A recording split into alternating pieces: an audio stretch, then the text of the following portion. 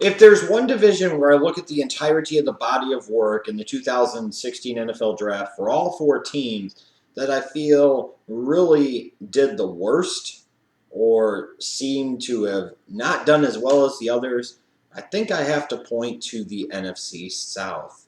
There wasn't really one standout performer, some questionable decisions, questionable picks, some questionable execution. Just came away from this draft from the NFC South standpoint not very impressed. And again, what does that mean? I guess only time will tell. So you can look at each of the teams in the description box down below. They're listed there best to worst. All of their picks, best and worst pick, their grade. As you can see, not very good. So let me talk about each of these teams' performances from worst to first. And even first wasn't that outstanding. But the worst was pretty bad. And the worst to me has to be the Atlanta Falcons. Now, this is one of these drafts that maybe this is about perspective. Maybe it's a little bit in the eye of the beholder.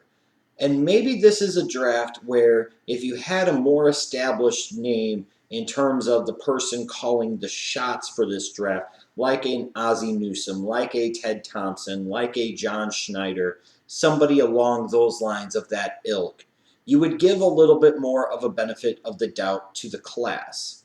Because you would sit there and say, okay, they can see it. Maybe we don't see it, but maybe that's why they're among the best at what they do and we're not. But the problem is Thomas Dimitroff is not in that classification. That Atlanta front office is not in that classification. And this is a team that, for the large part, in recent years, has not drafted all that well. And to me, they most certainly did not do so here either. When your third-round pick is your best pick, and it's not because he was like a first-round talent that fell to the third round and you got a tremendous steal, a tremendous value, but he was legitimately your best pick, that's an issue to me, and that's a huge problem. And a lot of the problems from this draft to me for the Falcons start off with the first two picks. They really do. This is the crux of the matter. These are the two most premium picks you have in this draft, and they massively reached at positions where, frankly, there were better prospects on the board, in my opinion. I look at round one, in particular, what they did with Keanu Neal. I'm not surprised that he went in round one. You know, for a while in the mock drafts, I had him going in the later portion around number one, and I always kind of seemed to settle around Pittsburgh at number 25. This does not surprise me that somebody would take him. But here we're talking about a safety who could play very physically but is a poor tackler, is a guy who is somewhat athletic, but he's not a great athlete and wasn't asked to play a lot of center field at the college level. You're taking a guy like this at number 17. I understand the Falcons needed help in the defensive side of the ball. There is no question there. They needed help at the safety position and in the secondary in general, and there's no question there. But at this point in time, if you're going to take a defensive back, take somebody like a Willie Joseph. Not a William Joseph, a William Jackson, especially since Carl Joseph had already went off the board at number 14, that fucking bowling ball machete. See, I still got Carl Joseph on the mind. Raiders fans! But you're sitting here, there's so many better talents on the board on the defensive side of the ball. Combination of pass rushers and secondary players. You know, and you're looking at the Atlanta Falcons in particular. What I really question about this is, to me, the number one thing they could have addressed on the defensive side of the ball was speed at the linebacker position. And they could have done so here in round number one. You're in a position where you've got a few weeks before the draft, you're wondering if either Miles Jack or Darren Lee are even going to be there. Could you potentially have to trade up to go get one of those guys? Now as the draft plays out, you have both of them fall into your laps, and yet you take Keanu Neal. There were better safeties on the board. There were much better defensive back prospects on the board, frankly, and just overall flat-out better defensive talents on the board. I thought this was a huge miss. It's not saying Keanu Neal can't play. It's not saying that he won't be an NFL starter, but he's more likely to be a starter than a stud. And if you're the Falcons, even here at this point in time, you passed on studs to take a starter. That's a huge problem. And then Deion Jones from LSU, one of these kind of quasi-workout warriors in the sense that he ran a great 40 time. And everybody, when they talk about it in their scouting reports, they talk about this great speed that he has. And I just don't see it when I watch the film. I had a fourth-round grade on him in large part because I don't think he was as quick to diagnose plays as he needed to be. His instincts were very poor. I don't particularly think that he did a good job of closing down on the ball when he needed to. I just didn't see the big fuss about this guy. And they took him in round number 2. I mean, could he work out? Yes. But you're talking about a 225-pound linebacker that runs faster than he actually plays. And as a general rule, I don't like linebackers that have questionable instincts, that have a questionable feel for the game, have questionable play recognition. And I just don't see it with this guy. I don't think he was that great in coverage. I don't always agree with Pro Football Focus guys, because I think sometimes they get too caught up a little bit in their own bullshit and their own analytics, and they don't look sometimes at the bigger picture. But they didn't even have a draftable grade in either one of these guys. I don't go that extreme, but I had, like a 3rd-round grade at Keanu Neal, a 4th-round grade at Deion Jones, and the Atlanta Falcons are taking him here in rounds 1 and 2. The one real redeeming quality of this draft to me was the fact that they addressed the tight end position in round 3 in Austin Hooper, my number 2 tight end on the board in this draft class. I love this pick for them, and he'll start for them at some point in time and bring another weapon to that passing game that's desperately needed for Matt Ryan. After Tony Gonzalez left, they're trotting out their Tololo and other guys, and, we're going to emphasize pass blocking. We'll bring in Jacob Tamme because we realize how fucked up that philosophy was. You needed a better pass-catching weapon at the tight end position, and they got it here. But in general, there was no major movement in this draft. The first 2 picks I thought were massive reaches. It just wasn't a good draft. I thought they earned the D. And frankly, if it wasn't for the fact that the Cleveland Browns had all those picks and I thought didn't do a very good job with them, and the Tennessee Titans had all those picks and I thought did even a worse job, the Atlanta Falcons would probably have the worst grade out of this entire draft class. This was not a good performance. Speaking of performances that I really wasn't impressed with, the Carolina Panthers. You're talking about a team that just made the Super Bowl. This is a team that has drafted well, in particular in the first round over the years, especially even under Dave Gettleman. So you're in a position here at pick number 30. You can maybe roll the dice and you can gamble a little bit, and you can go truly best player available, and you can sit there and gamble on guys, and you can sit there and potentially look at redshirting a guy for a year or 2 in terms of whether he's injured, he's not going to play, or he's just not going to see the field a lot because of the people in front of him, and you wait for things to play out in the future before they get their opportunity. In part, they went with that approach with their first pick of Vernon Butler. I like Vernon Butler. I think he needed some work, but I don't think this was a ridiculous reach in terms of the pick, and I understand the philosophy of, you've got both Short and Latulele ready to hit the open market in free agency the next 2 years. Kawan Short's in a contract year. I'd be stunned if he doesn't get signed long-term soon. Latulele, the team picked up his 5th-year option, but will they re-sign him long-term? You don't know. So bringing in a Vernon Butler potentially as a Latulele replacement at a cheaper cost with a late first-round pick, that's pretty cap-friendly. That's not a terrible maneuver. However, again, as I sit here and look, you're at pick 30. And I hate to always keep bringing up for so many of these teams the Miles Jack, Jalen Smith part. But you're a team that's in a position to gamble. Now, maybe you don't gamble on Jalen Smith. Maybe that's a little too risky for the Carolina Panthers' blood. But Miles Jack is there at 30. And you say, well, where are you going to play Miles Jack? You fucking figure it out. And you want to talk about the future. How much longer is a Thomas Davis going to play at a high level at the NFL? You can figure out a way. Play Miles Jack at the strong side initially. Put him in some sub packages, nickel and dime packages. Do different things with him.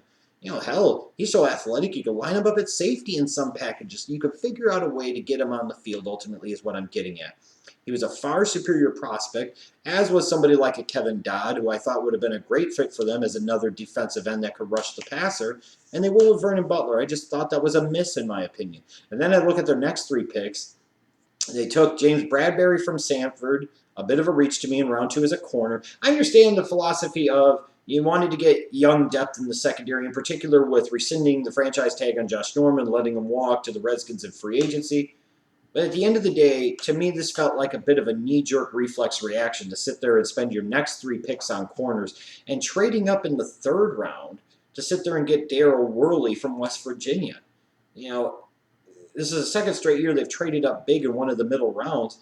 It's not exactly like Devin Funchess rocked the joint last year when they traded up big for him in round 2. And you sit here now, they've done the same thing in Daryl Worley. It's if anything, the corner that I like the most out of the 3 they took Even though I had Bradberry with a little bit higher grade, it might have been Sanchez in round 5. And I think this is one of these approaches where, based off of the way the board broke down for them and based off of what they wanted to do as a team, they sat there and said, okay, we're going to take 3 corners. If 2 of them pan out and 1 of them becomes a starter, we feel the draft is worth it. And to be fair, it probably is. But I question not taking Kevin Dodd or Miles Jack or even to a lesser degree Jalen Smith at pick number 30. Or in round 2 going with guys like Jonathan Bullard or Bronson Kafusi, just names that I'm thinking of that I thought would have made really good sense for this team in the first couple of rounds. To me, it felt like a team that has done a good job over the years, especially early on in the draft, in particular in round 1, drafting best player available. It felt like to me they thought they did that in round number 1, but they made a mistake and they didn't take the best player available. But it felt like to me they were drafting a lot for need on rounds 2, 3, and 5. And I don't really like when teams are drafting for need like that, especially when you're a team like the Panthers. You should be drafting primarily best player available because with being a good team, guys are going to go in free agency and they're going to go get paid, so you have to continue to replenish the stock. So even if those guys don't play right away, they're going to probably at some point in time, and you want to be able to keep that continuity, that chemistry, manage your salary cap number. And I just didn't like this draft for them. That's why I gave them a D+. The Tampa Bay Buccaneers, I will say, I thought had a solid draft. And it could have been viewed better, and I'm sure part of the reason it doesn't get better grades is because of one of their second-round picks. I'll talk about that in a moment. In terms of what the Buccaneers did, if you remember, especially after the Senior Bowl, when so many of these people were so giggly tits over Noah Spence, he was getting mocked to the Tampa Bay Buccaneers at number 9. As the reality of the situation started to set in a little bit, the draft stock for Noah Spence kind of flattened out and bottomed out to where it should have been, which was the early portion of round 2. The fact that the Tampa Bay Buccaneers were able to get Noah Spence in round 2 and get Vernon Hargreaves in round number 1 was a pretty good draft in and of itself. Even if everybody else crapped out, you can probably be confident that if Hargreaves is never a Pro Bowl player, he's going to be a solid player and a good locker room presence and a good leader on that defense.